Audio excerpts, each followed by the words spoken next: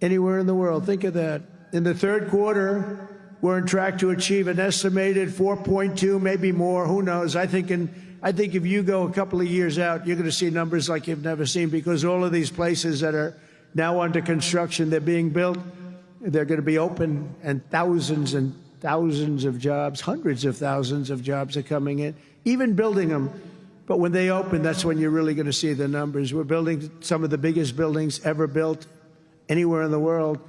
The AI buildings, you know, they can cover, they show displays of them. They can cover the island of Manhattan. They're so big. They literally can cover the island of Manhattan. In 9 months, we've lifted over 600,000 Americans off of food stamps, which is a record. 1.9 million more American-born workers are employed today. Think of that. Almost 2 million American-born workers are employed today, more than when I took office. That's 9 months ago. Can you imagine that? And I tell Republicans, if you want to win elections, you got to talk about these facts, you know. It's really easy to win elections when you talk about the facts. And we have more people working now than at any time in the history of our country. Right now, we have more people working. These are things you have to talk about.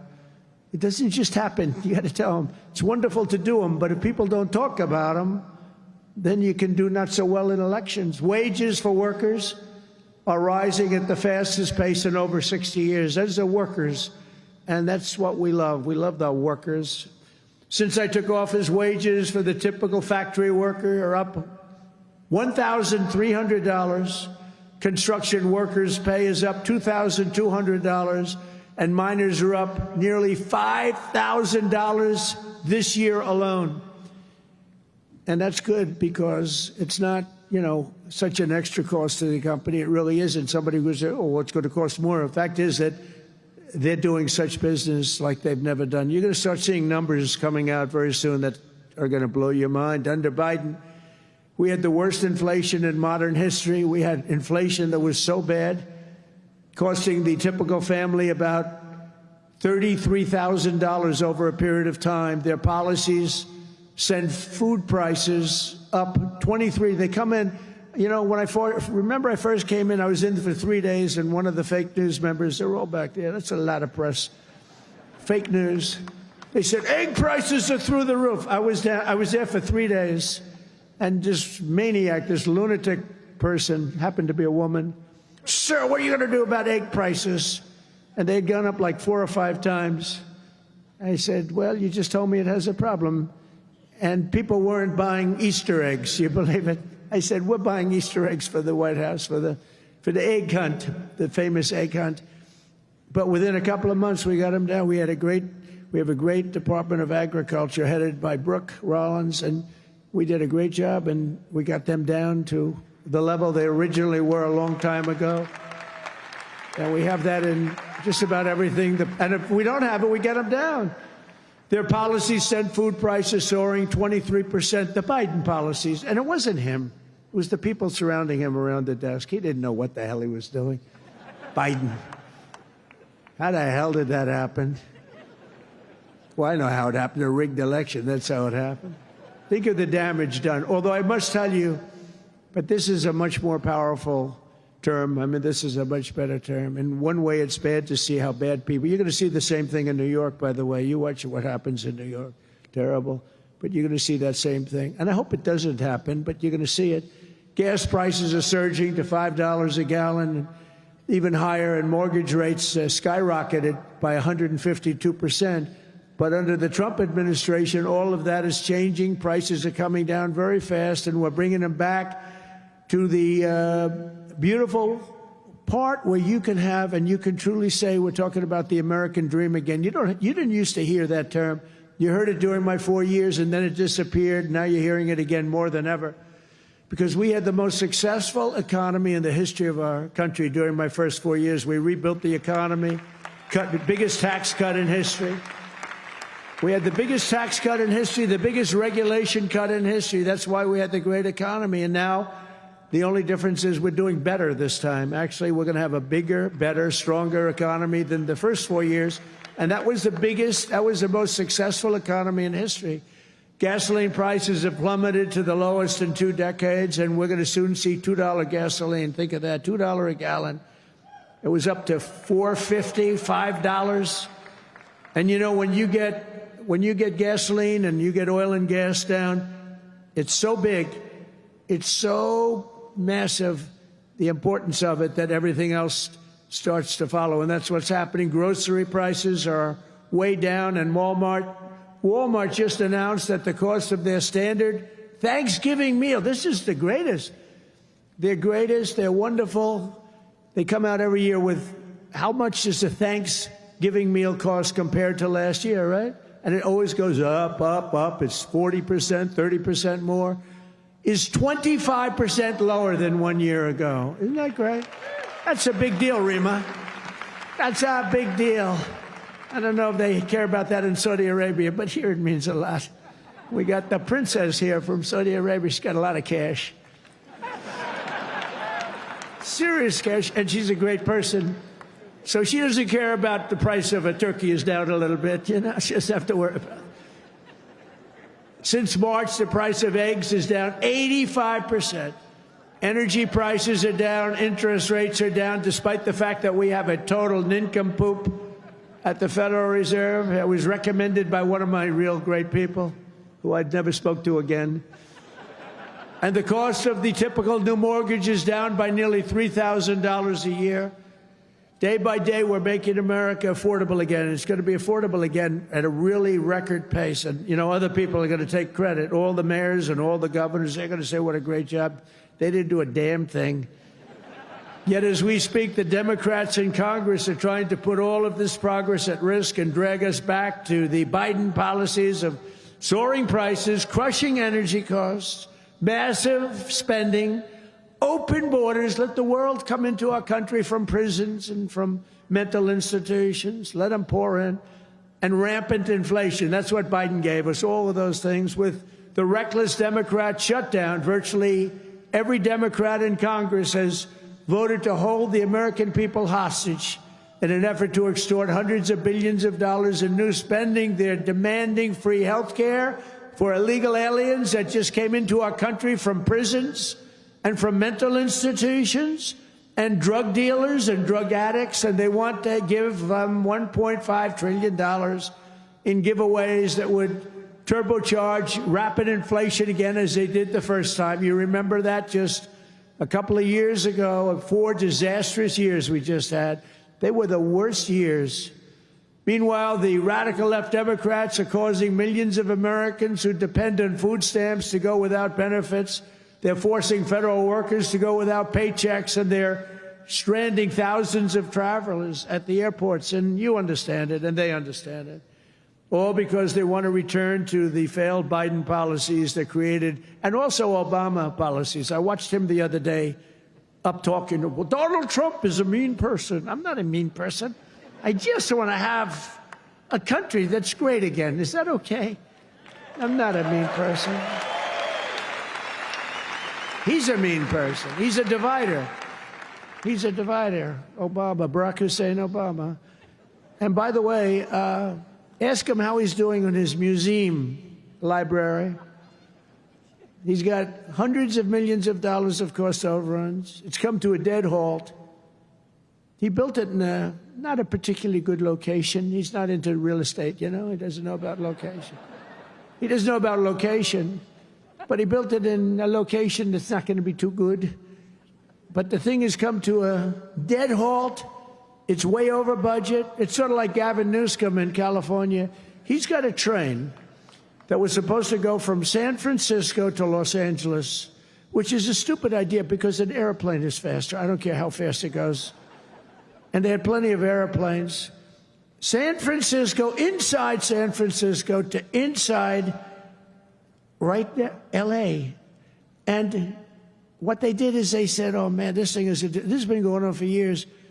It's billions and billions of dollars over budget. So what they decided to do is cut it so that it doesn't go into San Francisco and into L.A. It goes way short of both. And then they cut it again and again and again. Pretty soon they're going to have like 2 miles of track. Billions and billions of dollars. totally incompetent. The biggest cost overrun proportionately that I've ever seen. Many, many, many times more. And it's no longer the same. It was supposed to go into the city. Now it's way short, many miles short of the city. So they're going to drop you off and you can walk the rest of the way. That train is going to haunt him. You watch, because he doesn't have what it takes. I tell you that. Slimy guy. He's a slimy one. Maybe that should be his nickname. Slimy Newscomb, right? But he doesn't have it.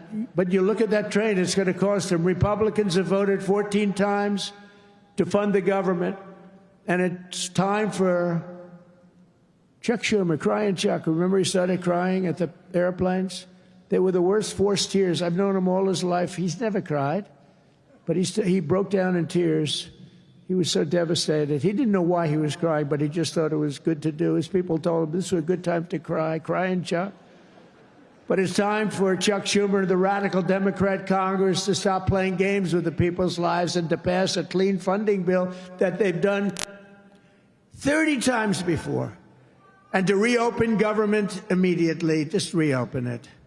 They don't like it to be reopened because we're setting records. They think actually, I don't think anything's going to hurt. We are so strong now that I'm not sure that anything's going to hurt. But it would be good to open it up. Take care of the people with jobs that aren't going to get paid and aren't getting paid.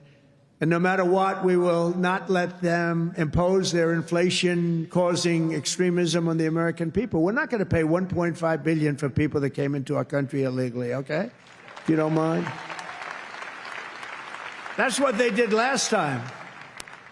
Remember the Inflation Reduction Act? The greatest scam, one of the greatest scams. I would say some of their environmental scams were even bigger, but one of the greatest scams ever, Inflation Reduction Act. And then they admitted it had nothing to do with inflation reduction, remember?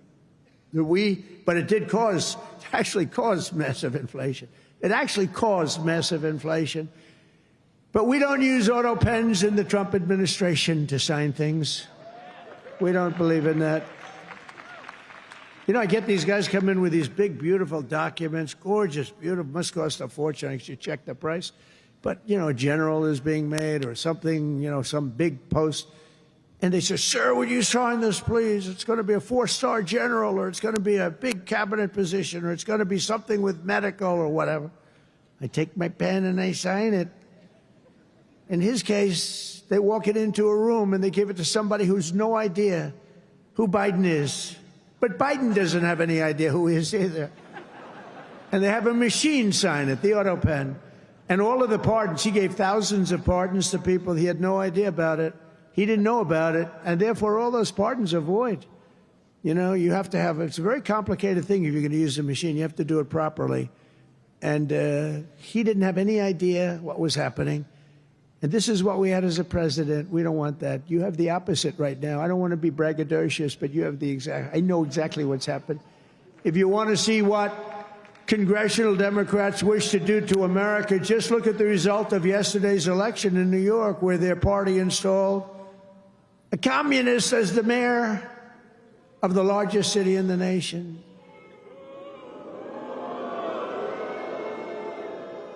Remember, I've said we will never have a socialist elected to any post in our country. I used to say that, and I was right. We skipped socialist and we put in a communist instead. That didn't work out too well. But as I've warned for many years, our opponents are hell-bent on turning America into a communist Cuba or socialist Venezuela, and you see what happened to those places. For generations, Miami has been a haven for those fleeing communist tyranny in South Africa. I mean, if you take a look at what's going on in parts of South Africa, look at South Africa, what's going on. Look at South America, what's going on. You know, I'm not going to, we have a G20 meeting in South Africa. South Africa shouldn't even be in the Gs anymore because what's happened there is bad. I'm not going. I told them I'm not going. I'm not going to represent our country there. It shouldn't be there. Take a look at what's happening in different parts of South America. Take a look at what's happening in different parts of the world. But now the Democrats are so extreme that Miami will soon be the refuge for those fleeing communism in New York City. They flee. They flee. Where do you live? New York City, but I'm trying to leave because I don't want to live in a communist regime. I hope it works out for New York. I love New York. I love New York. When I left New York for the White House, it was good, except we had, you know, the telltale signs of trouble because we had a guy named de Blasio. Do you ever hear of him as mayor? He goes down as probably the worst mayor in history. Then he went to Harvard to teach government. Do you believe it? They took de Blasio, and they took that mayor from Chicago, the woman, the one that gets her hair done very expensively, right? Beautiful hair. She got beautiful, luxuriant hair. And they took her, and she's teaching at Harvard. They're teaching government. And then you hear about Harvard. We're trying to work a settlement with Harvard right now for about, like, a lot of money. I won't tell you what, but you'll be reading about it pretty soon. Because what they've done to Jewish people and what they've done to others is pretty bad, I'll tell you. It's pretty bad. Going to cost them a lot of money. After last night's results, the decision facing all Americans could not be more clear. We have a choice between communism and common sense. Does that make sense to you? Common sense. It's common sense or communism. And, you know, you take a look back 1,000 years, it hasn't worked. If it worked, we'd be using it, I guess, but it hasn't worked. Our opponents are offering an economic nightmare. We're delivering an economic miracle. We have delivered in 9 months. This is an economic, the biggest investment of funds in a country in history by many times. That's good. They want higher spending for government and illegal aliens. We want bigger paychecks for American workers and American families, and that's what we're delivering. You see that. They stand for crime and chaos and corruption. We stand for law and order and justice. Also, strong borders. Boy, do we have strong borders. They put America last. We put America first. We put America first. And as long as I'm in the White House, the United States is not going communist in any way, shape, or form. We'll stop it. We're going to stop it. Stop this nonsense. You know, I said they were voting last night. You can have a communist or a thug. A communist, and they took the communist, you know. It's pretty amazing. We could have done a little better in terms of candidates. From day one of my administration, I've been fighting every single day to turn around the catastrophe we inherited to make America the best place on the planet Earth to do business. And that's what it is. Right now, we're the #1 place. I'm getting plants approved in 2 weeks that used to take 20 years before they got rejected. You'd have young people start off. Their whole business was getting a certain plant accepted. 22 years later, they're ready to retire, and they haven't gotten it. And then they go to a vote, and they get rejected after 22. They wasted a whole life looking for an acceptance. We do it in 2 weeks. We make sure it's good. We make sure it's great and proper, environmentally sound. Takes 2 weeks. My goal is to have the best tax rates, the lowest energy cost, the lowest regulatory burden, the most advanced technology, and the fairest trade deals anywhere in the world. You know, we're leading China. We're leading everybody by a lot in AI. And this was my idea, so I'm very proud of it. I said, build your own electric. People would come. We need more electric grid, sir. The electric grid's 200 years old. We need more electric grid. It's old. The electricity that the AI plants need alone is double the entire electricity that we have in the country right now. Can you believe it? So I had this idea. I said, we can't fix the old grid that much. We'll fix it up. We'll keep it going. A little Band-Aid here, a little Band-Aid there. It's old. And I said, here's what we're going to do. We're going to let these geniuses build their own electric generation. So they are building their own electric utility plants. They become a utility, if you think about it. They're building the utility and the electric right alongside. This is where they have their transformers and everything. They're building the most expensive electric plants you've ever seen, generating plants, some by nuclear, some by oil and gas, some by coal as a substitute. They're building them right next to their plant, and they're incredible. People say they've never seen anything like it because these minds are genius. To them, an electric plant is not complicated. To them, an electric plant is better than the people that produce electricity, although Florida Power and Light is doing a lot of plants for people. They're pretty advanced, I have to tell you. But they're building their own juice next to the plant. Isn't that sort of a cool idea? And, you know, when I first proposed that, they came into my office with, you know, they have unlimited money, but they were trying to figure out how they can build it because they had no electric of any consequence. And they said, you're going to build your own plant. I'm going to get you your approvals in 2 weeks, 3 weeks, maybe a month if I'm slow. We have a great man, Lee Zeldin, in charge of the environment. He's incredible. And he's tough, too. He's very tough. But they have their approval in 2-3 weeks. You know, they're dealing with the best experts in the world. They know what they're doing. It's amazing when you see some of the stuff come in, designed by guys with 190 IQs, and then you have an inspector who's not quite as smart as that, inspecting it to see whether or not it's okay, and he has no idea what he's looking at. No idea. But I said, you're designing your own electric plant, and they didn't believe it. They come in 2 weeks later, they said, the biggest problem is electric. I said, you can design your own plant, and we're going to have your approvals within 2 to 4 weeks. And they said, he's really serious about it. They thought I was kidding.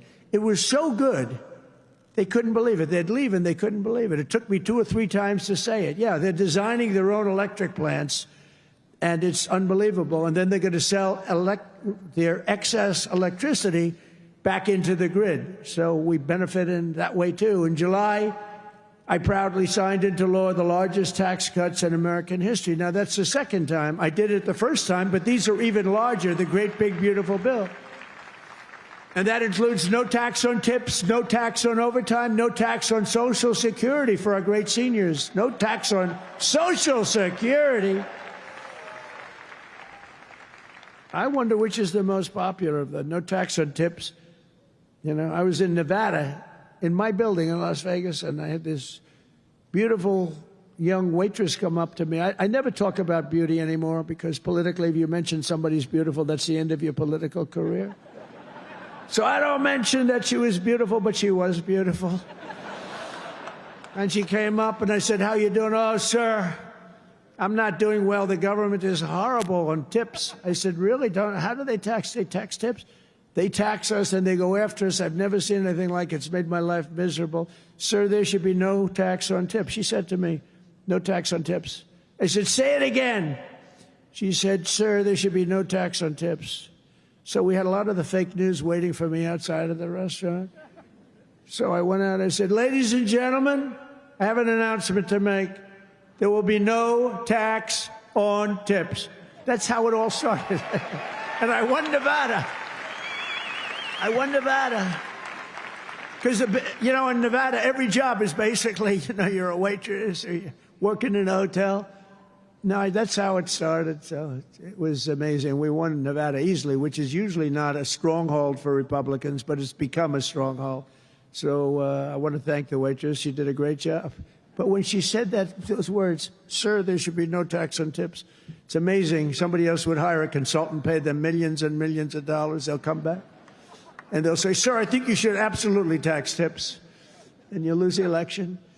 But we also have 100% expensing for all new factories, plants, and equipment so your businesses can write it off all in 1 year. And that's a lot of jobs you're doing and producing.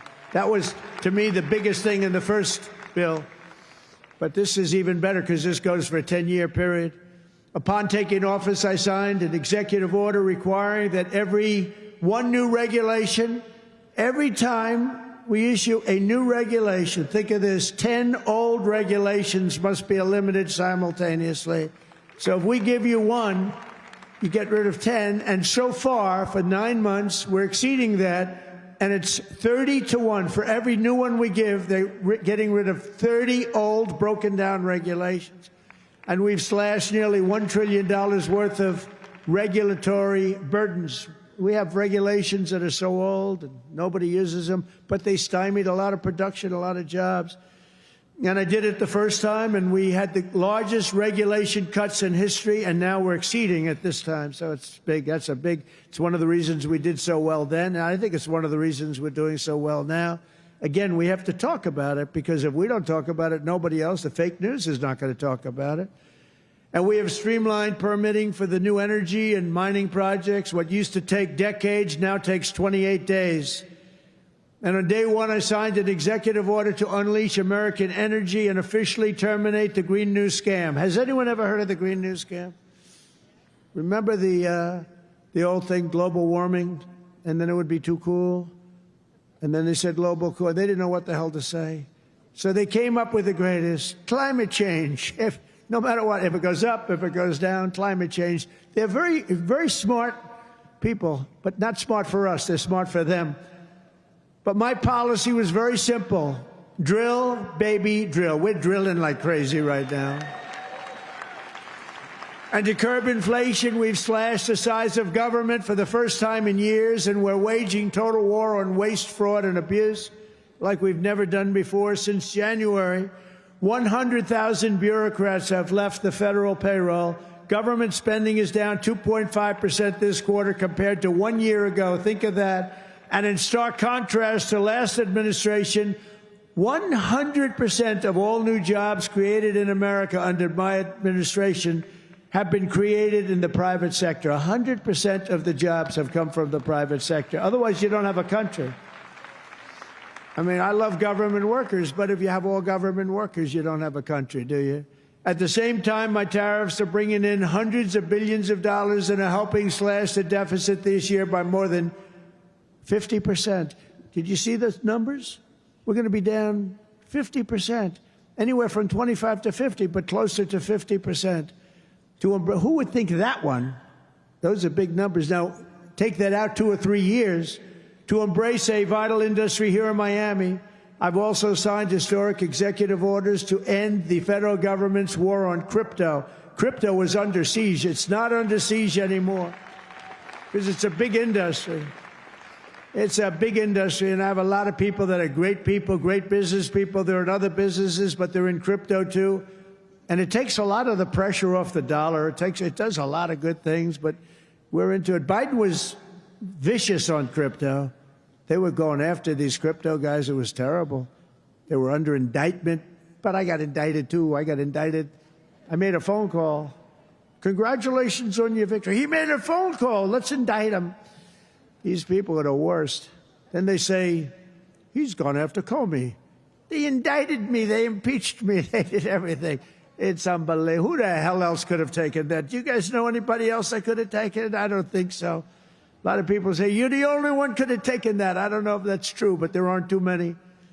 We're making the United States the Bitcoin superpower, the crypto capital of the world, and the undisputed leader in artificial intelligence. We're leading China by a lot. And don't forget, if we don't do the crypto properly, China wants to do it. They're starting it, but they want to do it. Other countries want to do it. If we don't do it, it's a big industry. We're honored to be joined today by a man who has been a true champion for many of these bold policies. He really has. He's been a great guy. He was a little late in his endorsement of me, I'll be honest with you. Endorsed me. You know, these guys that endorsed me after I won, I don't know. That's not... Sir, I'd like to endorse you. No, I won the election. Nah, he's a good man, actually. I've known him a long time. He's helped turn the area into one of the hottest markets in the country and one of the greatest cities in the world. Miami Mayor Francis Suarez. Please, Francis, come up, please.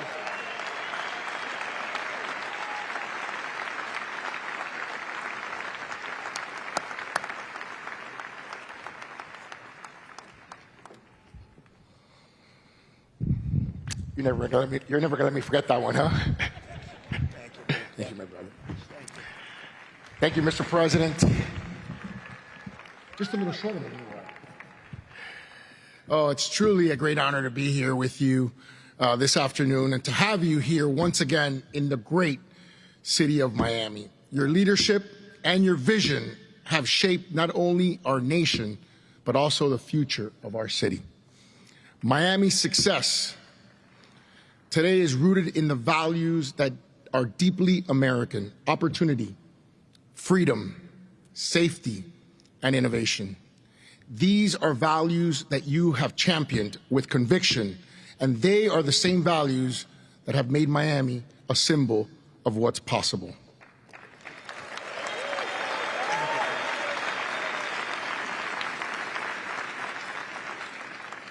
When people believe in the promise of America, Mr. President, I want to personally thank you for your continued support of our vision for this city.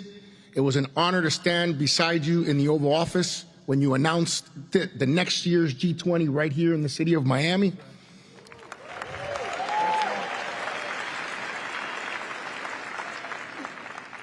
Thank you for choosing our city to host what is perhaps the most important and consequential gathering of leaders from around the world. Miami has come a long way, and we will rise to the occasion, Mr. President. On behalf of the people of Miami, it is my privilege and honor here, on behalf of my wife, the America Business Forum, Nacho, Sergio, and everyone, to give you like real estate, right? I do. Yeah. This is a key that opens some really nice presidential library real estate. Wow.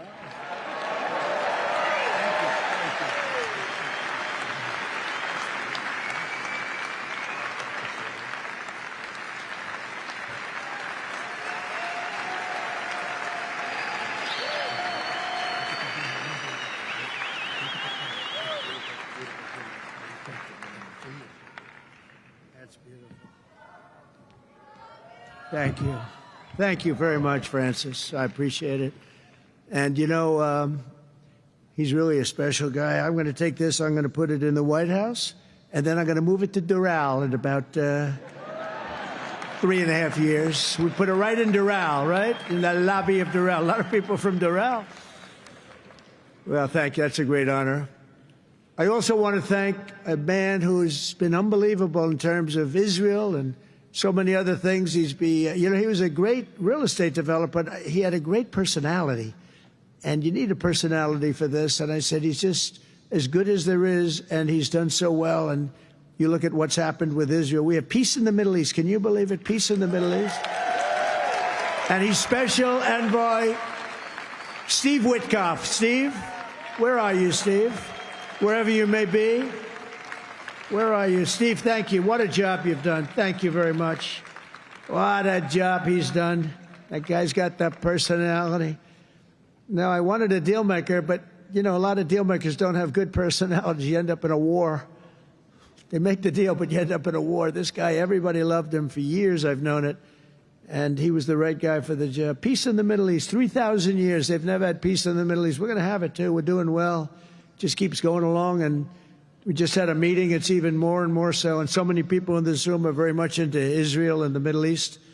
And it's been amazing what we've been able to do. And you've done such a big part of it, along with a very special young genius named Jared Kushner, who helped you so much. Stand up, Jared. And he's the father of the Abraham Accords, right? He's the father of the Abraham Accords. And by the way, my granddaughter, Arabella, would you stand up, Arabella? She looks so great. I said, how are your marks in school, Arabella? Grandpa, I have all A's and A+, you know that. Like it was a stupid question I asked her, right? We're proud of you, Arabella. Jared, thank you. What a great job. But we have a lot of people joining now the Abraham Accords. And hopefully we're going to get Saudi Arabia very soon. But I'm not saying that. I'm not lobbying. No, but we have a lot of people. We have a lot of people that are coming aboard. You know, the key was when we took out the nuclear capability of Iran, all of a sudden everybody said, wow, that was nice. They've been wanting to do that for 20 years. Saudi Arabia's ambassador to the United States, Princess Rima, thank you very much. Please stand up. Thank you. Thank you. Thank you very much. Say hello to everybody. Okay? Say hello to a great group of people in Saudi Arabia. Thank you. Stephen Miner, Mayor of Miami Beach. Stephen Miner. Where is Stephen? Thank you, Stephen. Thank you. Good job you're doing. Excellent. Thank you, Stephen. The Mayor of Coral Gables, Vince Lago.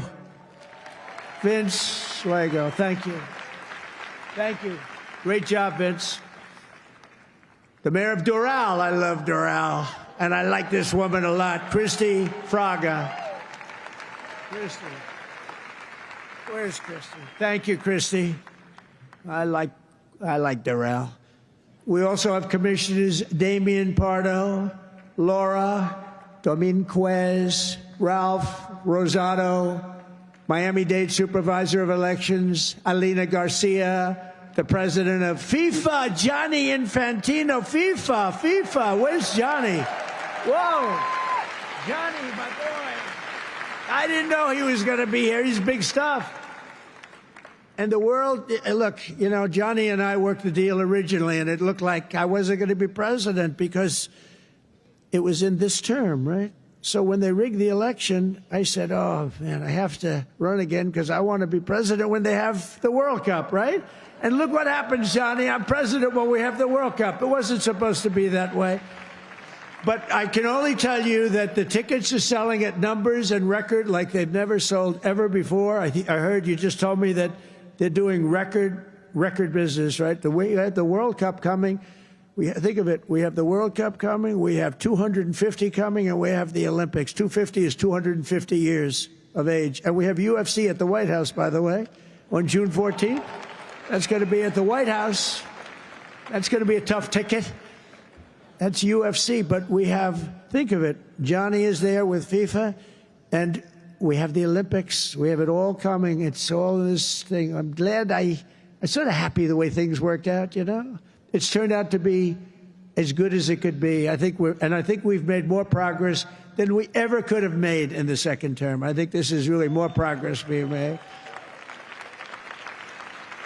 We also have Formula One CEO Stefano Domenicali, and where's Stefano? Very good.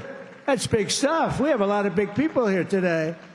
We also have a gentleman who called my election successfully. He said, and Donald Trump will be the next president of the United States. Got a great voice. Brett Baer. Where's Brett Baer? Brett Baer. Where is he? And his son is with him, Paul.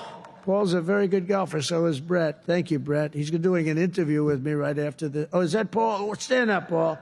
Paul, did we take your father easily in golf? Tell me, huh? That was easy, right? Get ready. We'll do it again. Thank you very much, Paul. You look great.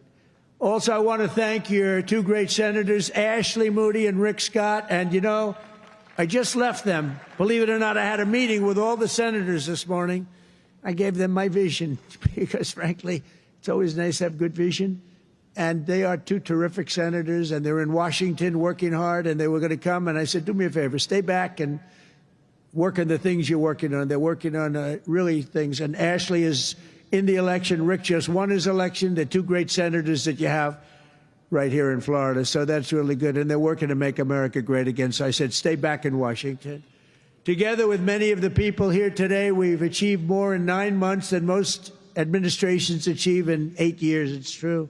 We've really done a lot. We inherited the worst border in history, and within a matter of weeks, we turned it into the strongest border anywhere in the world, and they have some pretty strong borders, but we have literally no people coming through.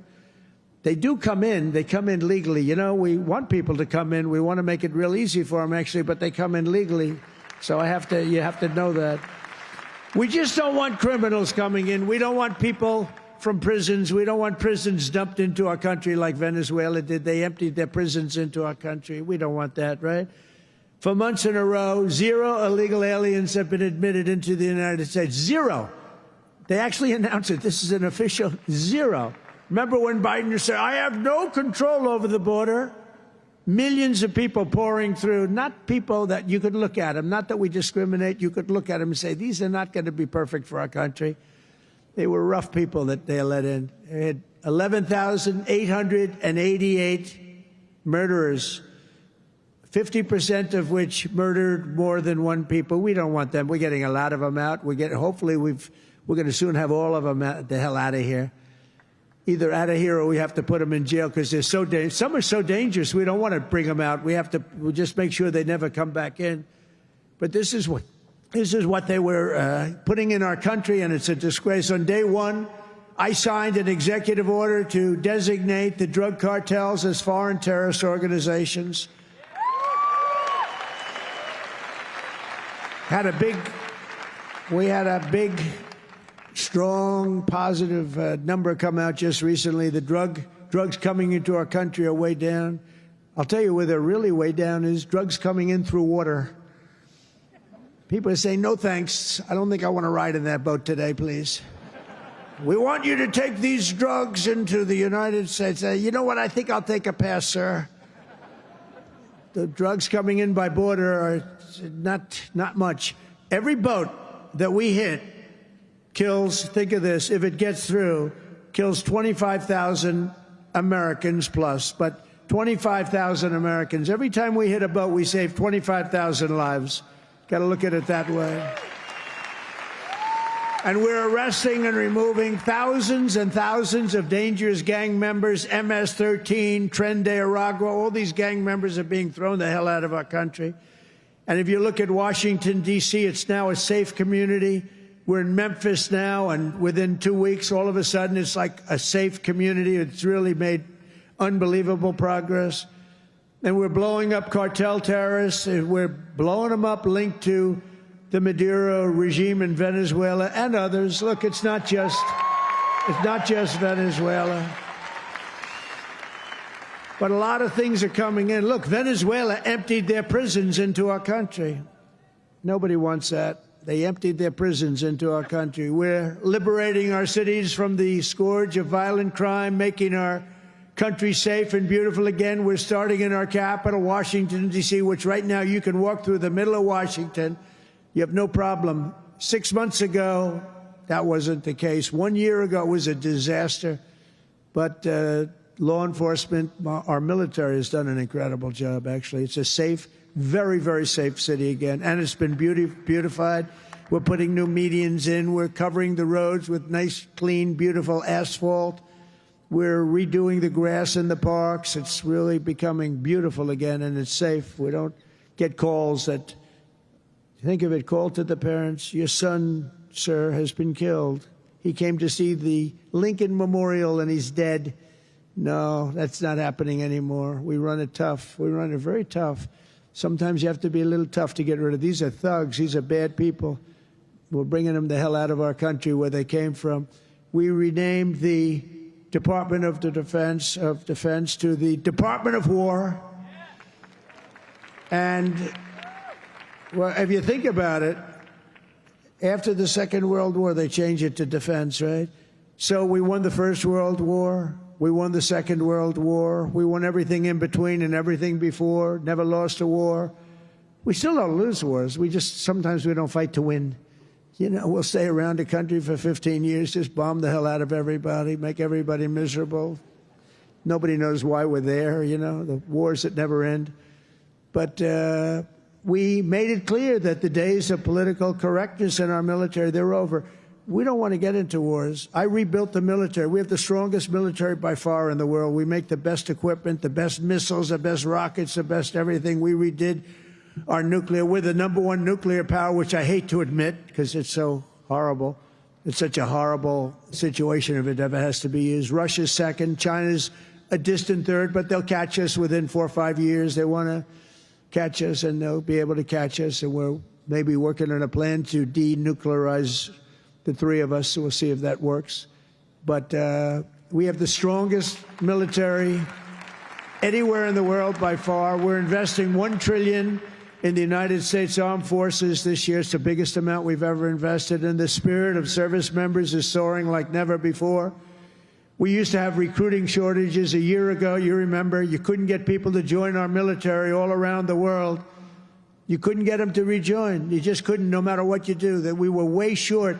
Now you can't get into our military. The waiting list, you have waiting lists to get into our military because we have spirit in our country. And all around the world, America is making peace, and we're really making peace through strength because they know they're not going to mess around with us. Nobody's going to mess around with us. You saw what happened.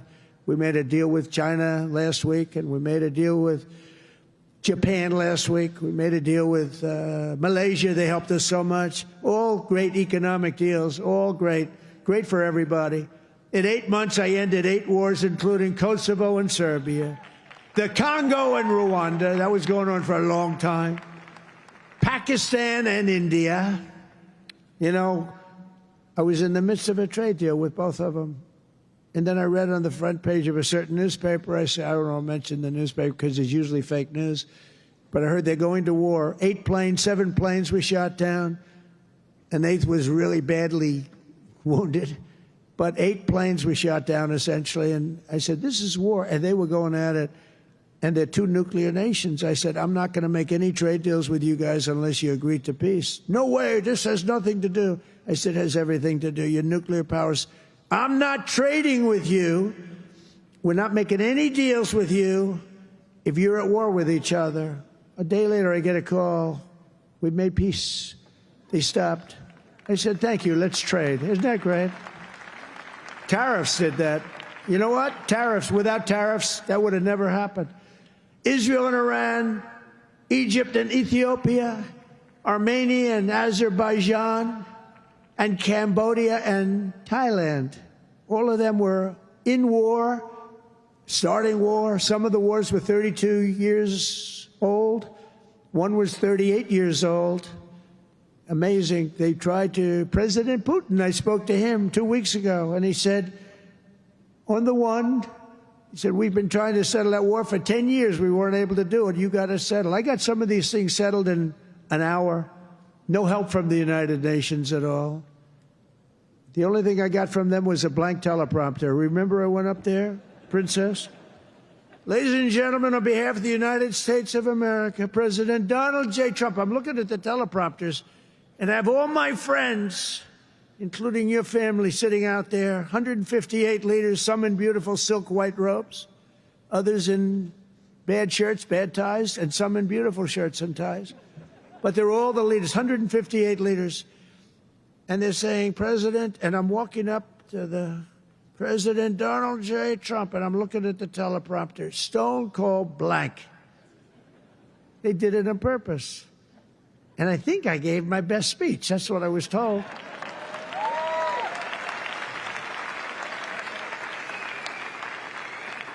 But it still wasn't a great feeling. I'm walking up very slowly. You know, I'm 20 feet. I'm trying to walk slowly because I see it's not working. They're dead. They did it on purpose. But it worked out okay. Not great people. Most important of all, for 4 weeks ago, and this is very important, we brokered the historic peace deal that ended the war in Gaza. And it's a serious end, too. You know, I read a lot of people, oh, it's very tenuous. Jared and Steve, I don't think it's tenuous, do you? I hope it isn't, because otherwise I'll have to cross it off. I'll have to say I only ended 7. But that was a tough one, right? That was a tough one. But there's nothing tenuous about it. It's a serious end. Gaza has been a disaster for so many years, and I think it's an end. I think you're going to see some tremendous things happening. We just had a meeting just before I got up, and some great things are happening. And with Israel and peace in the Middle East, it's amazing, actually, what they've done. And what you two guys have done have been incredible. On day 1 of my administration, I signed an executive order to slash federal funding for any school that pushes critical race theory or transgender insanity on our youth.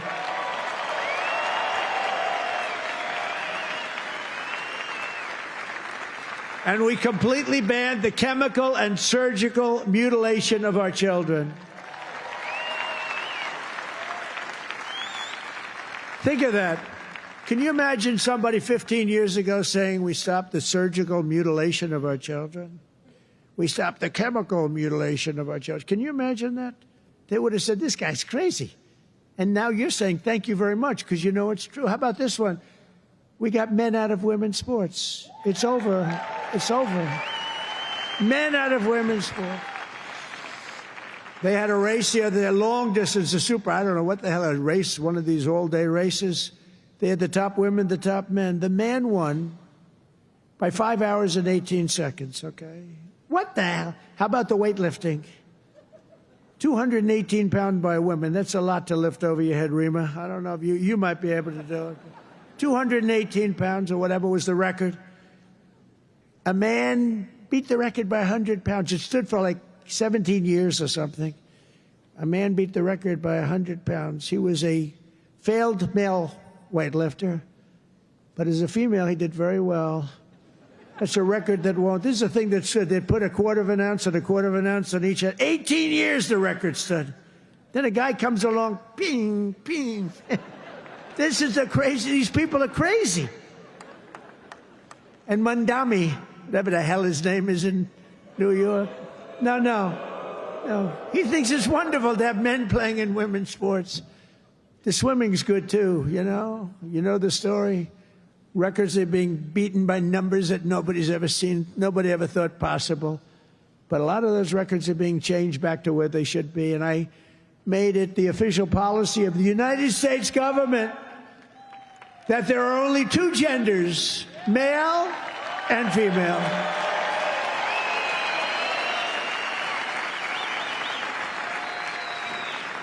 And we're restoring the name of a great president, William McKinley, to Mount McKinley, the beautiful Alaska mountain I renamed. Think of that. They took the name of McKinley. He was a great president. He was assassinated. He was a great president for tariffs. He was the tariff king, and he made our country very rich. And then Teddy Roosevelt spent the money on the Panama Canal and many other things. And everyone thinks Teddy was a great president. He was. But the one who built all that money was McKinley. So we renamed the mountain back to Mount McKinley. Is that okay? I think so. You know, I'll tell you what, who's happy about that is the great state of Ohio. He was governor of Ohio and became president, did a great job, made the country very rich. He was killed. Mount McKinley was named, and then the name was taken off.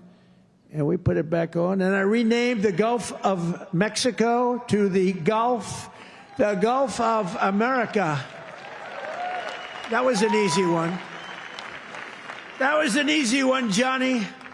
That was easy. You know, look, we have 92% of the shore. I used to say when I was a child, I'd say, how come it's called the Gulf of Mexico? It's mostly America. You know, all the way, it wraps around Florida, all the way up. It's 92% of the shoreline. I said, I think to me it's the Gulf of America. Little did I know I'd have the chance to do it. I did it very quickly. For years, our country was run by radical scoundrels and far-left bureaucrats who created one catastrophe after another, wrecking our economy, erasing our borders, and surrendering America's power and standing all over the world.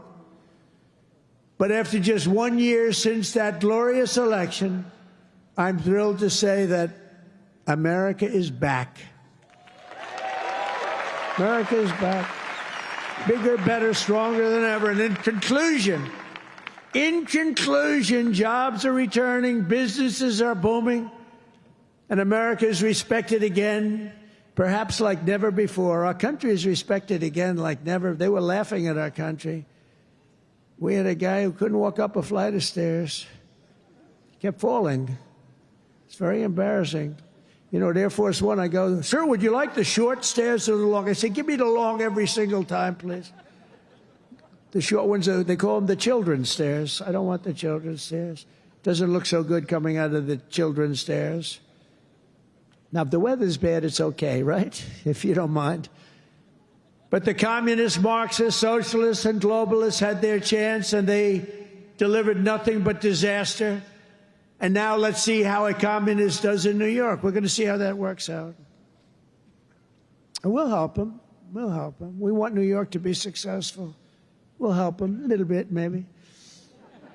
For all of these failed and discredited, really discredited, if you think, ideologies of the past, their day is over, their grip is broken, and their time is absolutely done.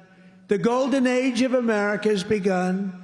And we are just getting started. It's a golden age like you've never seen before.